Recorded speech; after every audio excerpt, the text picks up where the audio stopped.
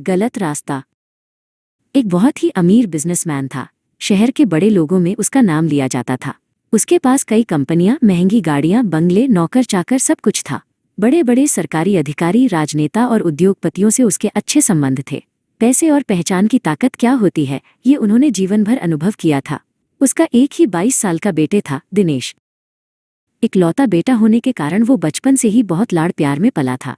उसके लिए पैसा केवल खर्च करने का साधन था, जिम्मेदारी जैसे उसके जीवन का हिस्सा ही नहीं थी।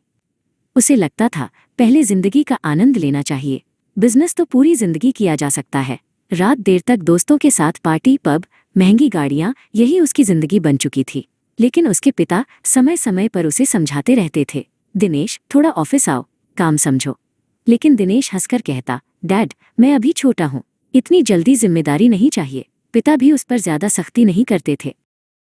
इसी बीच एक रात देर से पब से घर लौटते समय दिनेश खुद गाड़ी चला रहा था। सड़क लगभग खाली थी और गाड़ी बहुत तेज रफ्तार से दौड़ रही थी। अचानक सामने से एक मोटरसाइकिल आ गई। दिनेश ने ब्रेक लगाने की कोशिश की लेकिन देर हो चुकी थी। धड़ाम, जोरदार टक्कर हुई। मोटरसाइकिल दूर जाकर गिरी। उस पर बैठे दोनों लोग सड़क पर गिर पड़े।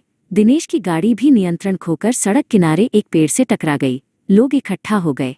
किसी ने पुलिस को फोन किया। दिनेश घबरा गया। उसने तुरंत अपने पिता को फोन किया। पिता दौड़ते हुए पहुंचे। उन्होंने पहचान का इस्तेमाल किया, फोन किए, अधिकारियों से बात की। उन्होंने अपने संबंधों का उपयोग किया, घायलों के इलाज की पूरी जिम्मेदारी ली और कानूनी प्रक्रिया को संभालने की कोशिश की। पुलिस ने ज्यादा कार्रवाई नहीं की। अगले दिन दिनेश आराम से घर पे बैठा था। लेकिन उस दिन उसके मन में एक बात पक्की हो गई, मेरे पीछे डैड हैं, मुझे कुछ नहीं होगा।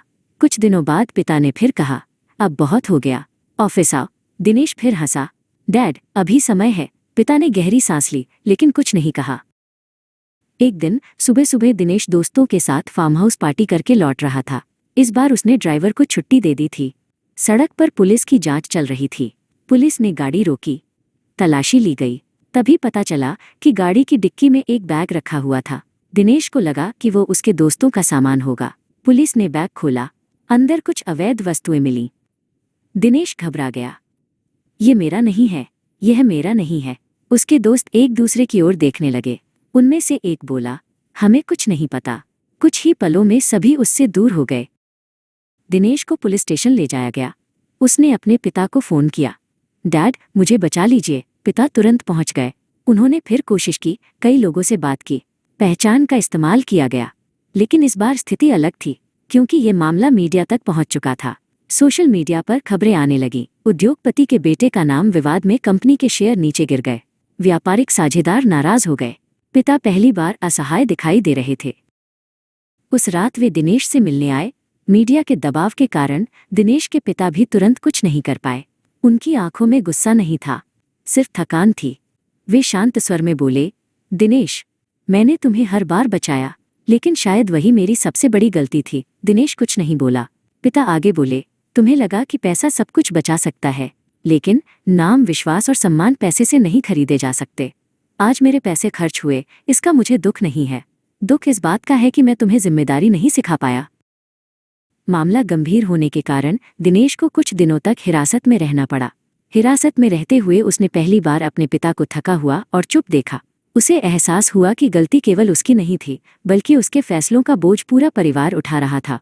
जमानत पर बाहर आने के बाद वह पूरी तरह बदल चुका था। कुछ दिनों बाद दिनेश खुद अपने पिता के ऑफिस गया। कर्मचारियों को आश्चर्य हुआ। वो बोला, डैड मुझे सब कुछ सीखना है। पिता ने पूछा, सच में? दिनेश मुस्कुराया, हाँ, अब मजा नहीं, जिम्मेदारी सीखनी है। उसने पार्टियां कम कर दी, बुरे दोस्तों से दूरी बना ली। ऑफिस में उसने शुरुआत साधारण कामों से की। कर्मचारियों के साथ बैठकर वो काम सीखने लगा। पहली बार उसे समझ आया कि पैसे के पीछे कितनी मेहनत होती है। वो ड्राइवर, कर्मचारी और मजदूरों से बात करने लगा, कारखानों को देखने लगा।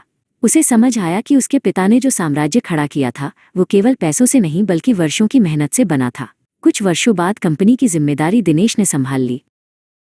एक बार एक कार्यक्रम में उससे पूछा गया, आपकी जिंदगी का सबसे बड़ा सबक क्या है? वह मुस्कुराया और बोला, जब इंसान को लगता है कि उसे कुछ नहीं होगा, तभी उसे खुद की ओर देखना चाहिए। क्योंकि पैसे कुछ मुश्किलों को टाल सकते हैं, लेकिन गलत आदतों की कीमत एक दिन जरूर चुकानी पड़ती है। लाड़, प्यार, पैसा और पहचान इंसान को कुछ समय तक बचा सकते हैं, लेकिन जिम्मेदारी अनुशासन और सही फैसले ही जीवन बनाते हैं।